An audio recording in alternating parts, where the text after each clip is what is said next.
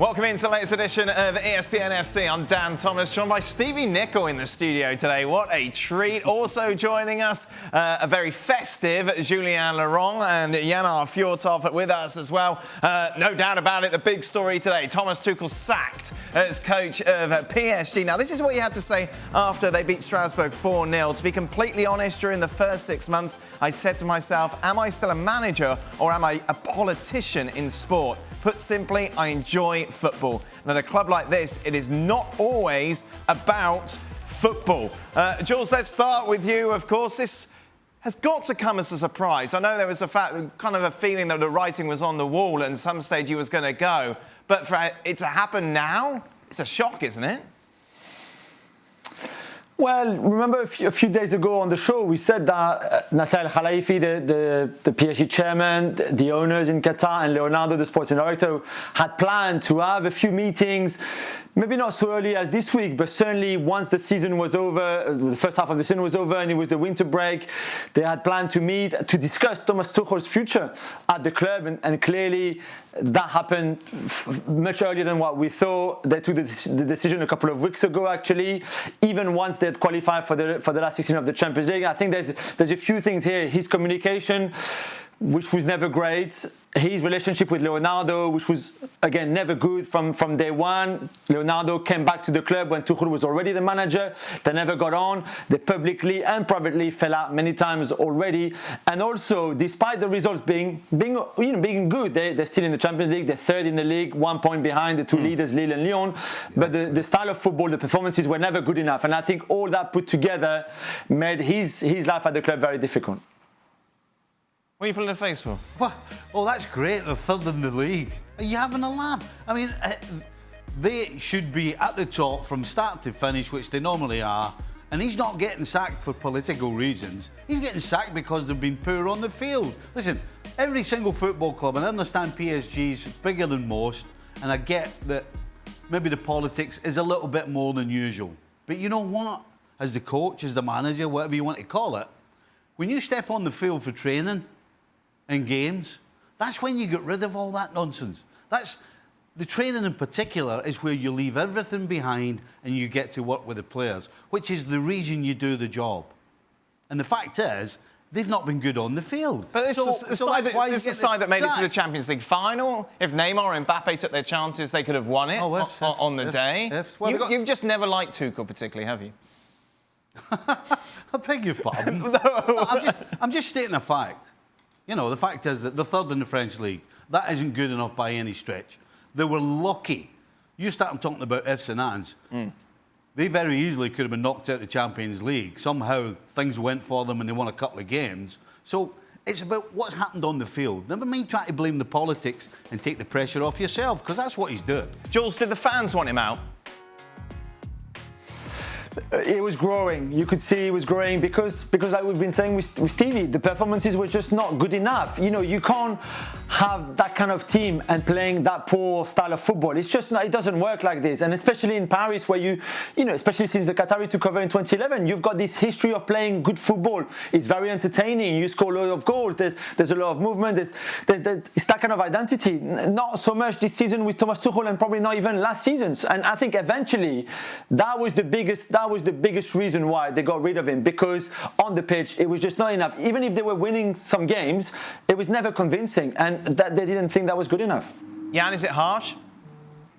It's very harsh. Thomas Tuchel is one of the best managers in the world. I completely disagreed with Steve Nicol. They were in the Champions League final. He got a highest win percentage of all PSG coaches in the history. Yes, just be worried what you wish for, PSG. Because Thomas Tuchel has done a great job there, and just to fire him at Christmas, I mean, it's like they were in the Champions League final some months ago, and someone just finding quotes now from Hans Watzke, the CEO of Dortmund, and saying he's a difficult person. Every good manager in the world is a difficult kind of person. And Thomas Tuchel, you will see, a lot of clubs will want him. And I see, for example, that Manchester United, Arsenal, they say, well, they won't have the ghost of Pochettino hanging over them because he will now probably go to Paris. What we do know is Thomas Tuchel will hang over them as well, because this is a great manager, great analysis of the game, and that he's like third now. He won the treble last season. He went to the Champions League final. And don't go with that thing that, well, you have to do it in France and so on, and you should play this and that. Because in other discussions we're having, people are just talking about results. But when it comes to people like Tuchel, they tend to forget that argument. Every other team in France sells the best players. Every year, it's always French players leaving the French league. And yet, PSG are sitting third in the French league, and that's okay. But you think that's okay? Yeah, I'm not quite sure. You're talking about using the Champions League final. You talk about the strangest Champions League competition ever, where they end up playing Atalanta. They played Leipzig, who lost Timo Werner, and they got beat by a proper team in Bayern. And the football's not been good. I don't know whether he's a great coach or he's not a great coach, but the team hasn't been good to watch. And if you're spending the money they are, then not only do you have to win, but you have to put a product on the field as well. And has he done that? I don't think so. After you playing in Liverpool, Steve, you have to know that money can't buy you love. And one of the biggest jobs that the leaders... the leader job he has done as PSG that's been his biggest challenge. There's a lot of selfish individuals in that team, which is hard to put together. There were times, I agree with you guys, that there have been times they haven't looked well, but I think that in the Champions League campaign, also when they knocked out Borussia Dortmund, they did ever so well to put that together as a team. And we can talk about all the money and bringing in all the players, and we can decide who bringing in players for also political reasons.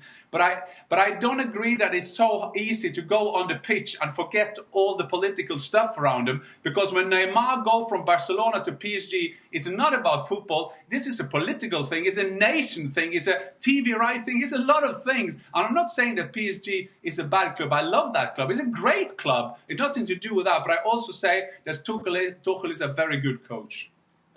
Hold on. If you can't step on the training field and forget all the other nonsense that goes on in the club, in the building, then you're in the wrong place. So you're just going to walk around for 24 hours a day, thinking about it, worrying about it? You can't do that. As the coach, as the guy in charge, as soon as you walk on that training field, the only thing that matters and the only thing you should be concentrating on is what's going on there. You can't carry all that stuff around with you, Jan. Otherwise, mentally you'll collapse.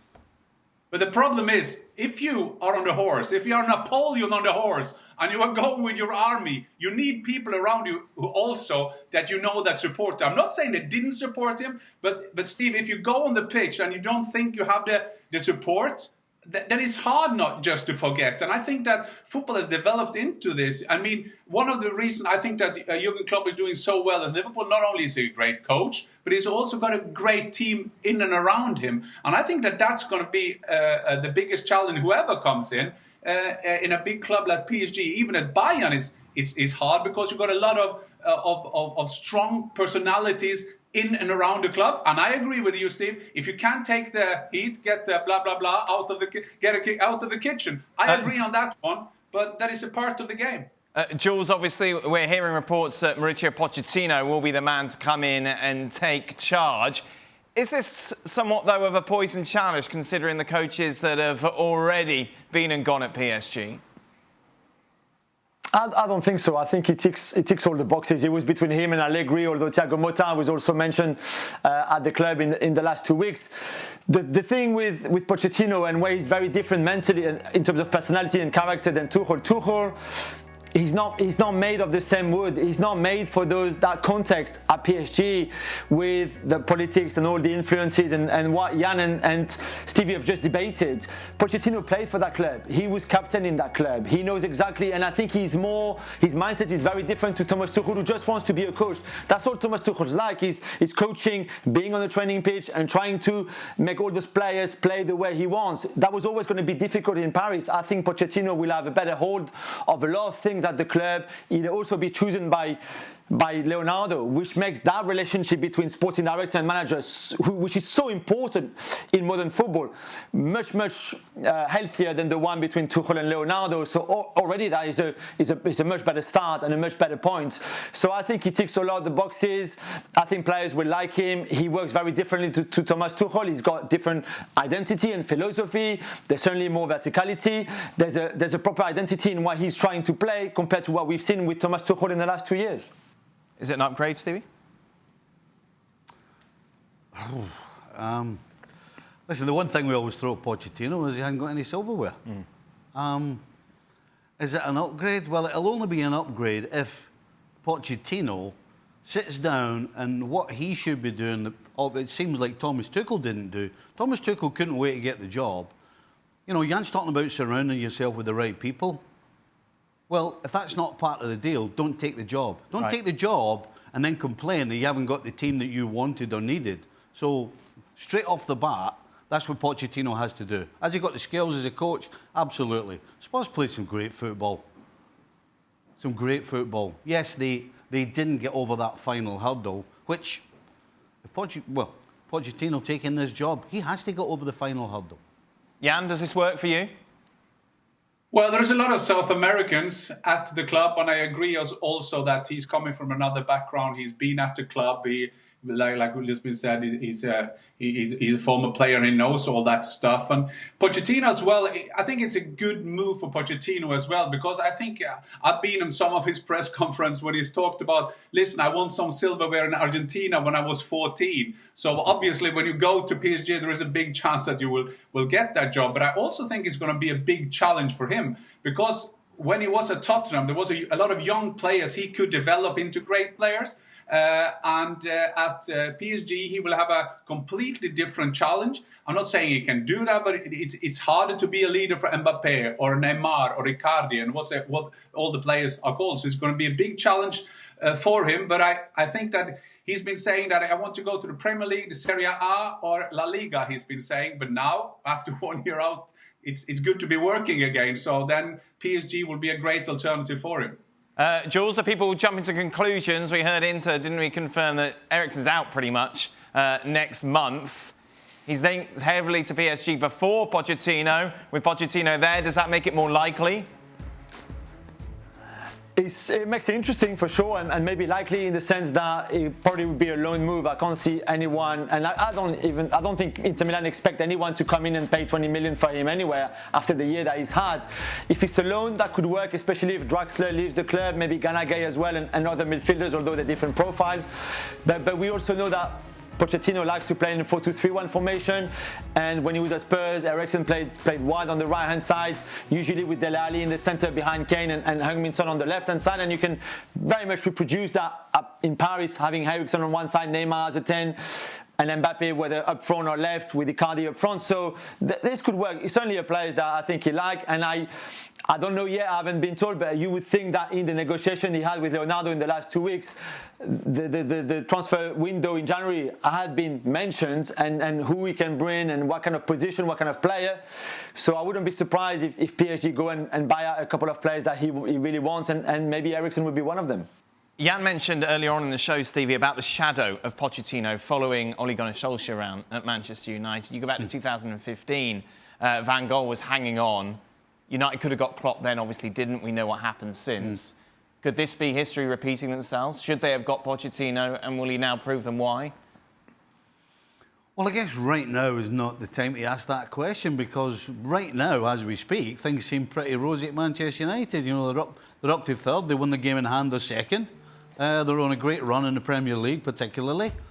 So this is probably not the time. It will be 3 or 4 months down the line where if Ole starts losing games and Pochettino starts winning games at PSG, every man and his dog will be jumping on the bandwagon of why did you not get Pochettino. So right now, I don't think anybody at United is thinking about Pochettino going to PSG. Jan, you've been saying for quite a long time now, Pochettino needs to get in at Old Trafford. Have I? It's the irony of Christmas. Now, I asked the other day on Twitter if Ole win the Premier League, will he still be under pressure? And he probably will. I mean, that is the cost of a big job. But I agree with Steve. I think at the moment Manchester United playing well, and timing is everything. I remember back in the days when Hamburger Sportsverein said no to Klopp when he was at Mainz because he had genes that were smoking. So there are all different reasons for not picking your right manager. What were his genes doing, Jan? There was some hole in his genes. He was like, in Germany they say schlampig. He was a bit like, he wasn't like your straight manager. So they said no, and he went, and the rest is history, as they say. Jules, last word on this for you? Just, I think the change is because he had only 6 months left on his contract, so it won't cost the club too much. And also in the talks with Mbappe and Neymar's people to extend their deal, I think to have clarity on who's going to be the manager for months to come now, and not having them asking you, okay, but Tuchel is going to leave, who's going to come after that? Now now they know if they extend, Pochettino will be there. You would expect for years to come, and maybe PSG see that as an advantage to extend their deal. Thanks so much for watching ESPN on YouTube. And for more sports highlights and analysis, be sure to download the ESPN app. And for premium content and live streaming, subscribe to ESPN Plus.